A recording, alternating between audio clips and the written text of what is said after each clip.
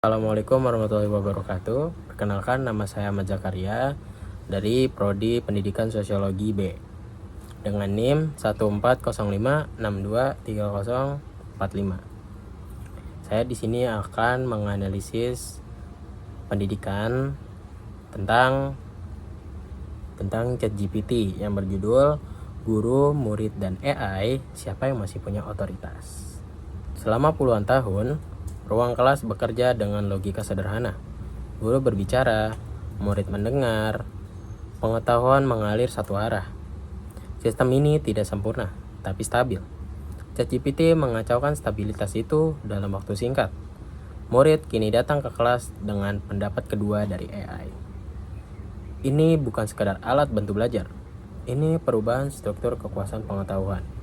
Otoritas pendidikan sebelum hadirnya AI. Otoritas guru lahir dari kombinasi pengalaman, sertifikasi, dan pengakuan institusi.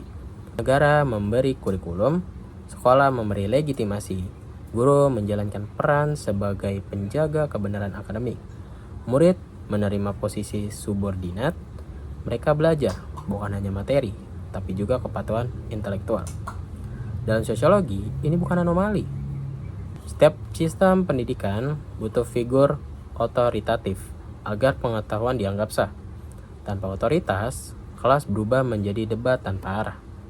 Masalahnya, otoritas ini selama ini ditopang oleh kelangkaan informasi. Buku terbatas, akses jurnal mahal, guru memegang monopoli relatif atau sumber belajar. ChatGPT sebagai pemecah monopoli pengetahuan. ChatGPT meruntuhkan kelangkaan itu. Informasi menjadi murah, cepat, mudah diakses.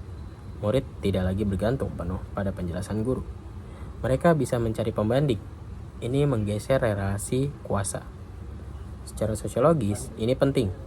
Otoritas tidak runtuh karena kesalahan guru, tapi karena perubahan struktur akses pengetahuan. ChatGPT tampil sebagai sumber yang tampak objektif. Ia tidak marah, tidak menilai, tidak memberi stigma. Bagi murid, ini terasa aman. Disinilah ilusi muncul. Karena tampil netral, AI dianggap lebih rasional. Padahal ia bekerja berdasarkan data masa lalu dan pola statistik. Otoritasnya bersifat teknologis, bukan moral atau pedagogis. Perubahan perilaku murid di kelas. Setelah mengenal ChatGPT, cara murid belajar berubah. Mereka datang dengan jawaban, bukan pertanyaan. Diskusi bergeser dari eksplorasi ke verifikasi. Murid ingin tahu siapa yang benar, guru atau AI. Sebagian murid menjadi lebih berani menyangga guru. Ini bisa positif, tapi seringkali sanggahan tidak lahir dari pemahaman, melainkan dari kutipan AI. Murid meminjam otoritas ChatGPT untuk memperkuat posisi mereka. Relasi kelas menjadi lebih datar, tapi juga lebih rapuh. Dialog tanpa kritis, namun dangkal jika tidak diarahkan. Perubahan posisi guru di ruang kelas. Guru menghadapi dilema. Jika menolak AI, guru terlihat ketinggalan zaman. Jika menerima tanpa kendali, guru kehilangan peran. Banyak guru memilih jalan tengah yang belum jelas. Secara psikologis, ini menantang identitas profesional guru. Selama ini, kompetensi diukur dari seberapa banyak ia tahu. Kini murid bisa tahu lebih cepat, guru dipaksa menggeser definisi keahlian. Guru yang bertahan bukan yang berlomba dengan AI soal informasi, tapi yang unggul dalam penalaran, konteks, dan penilaian etis. Ini perubahan peran yang tidak semua siap jalani. Analisis Weber, rasionalitas teknis dan otoritas. Max Weber menjelaskan bahwa modernitas bergerak menuju rasionalitas instrumental. Segala sesuatu dinilai dari efisiensi dan kegunaan. ChatGPT adalah simbol ekstrim dari rasionalitas ini. Masalahnya, pendidikan tidak bisa direduksi menjadi efisiensi. Proses belajar sering lambat, membingungkan, penuh kesalahan. Rasionalitas teknis tidak sabar pada proses ini. Ketika otoritas ditentukan oleh siapa yang paling cepat memberi jawaban, nilai pendidikan menyempit. Guru kalah bukan karena salah, tapi karena tidak secepat mesin. Otoritas, moral, dan tanggung jawab. ChatGPT tidak bertanggung jawab atas dampak jawabannya. Guru yang bertanggung jawab. Ini perbedaan mendasar. Otoritas guru bukan hanya epistemik, tapi juga moral. Dalam kelas, guru mengajarkan batas. Kapan argumen layak? Kapan data perlu diragukan? AI tidak punya intuisi moral. Ia tidak tahu konteks emosional murid. Ia tidak tahu konsekuensi sosial dari sebuah jawaban. Ketika otoritas moral ini diabaikan, pendidikan berubah menjadi proses teknis tanpa arah nilai. Sekolah sebagai arena negosiasi sosial. Sekolah bukan mesin pencetak jawaban. Sekolah adalah arena sosial.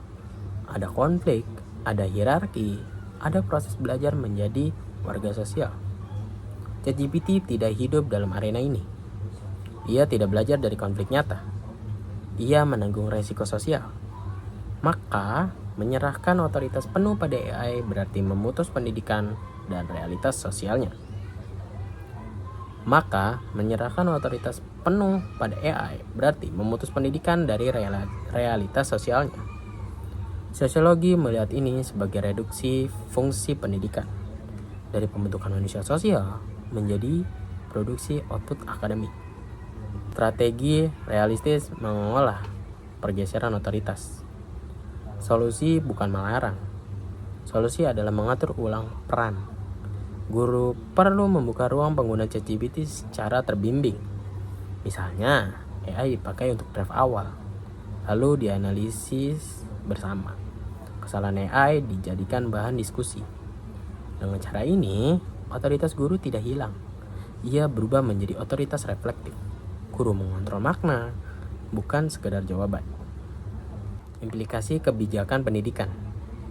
Jika institusi pendidikan terus berpura-pura AI tidak ada, mereka kehilangan relevansi.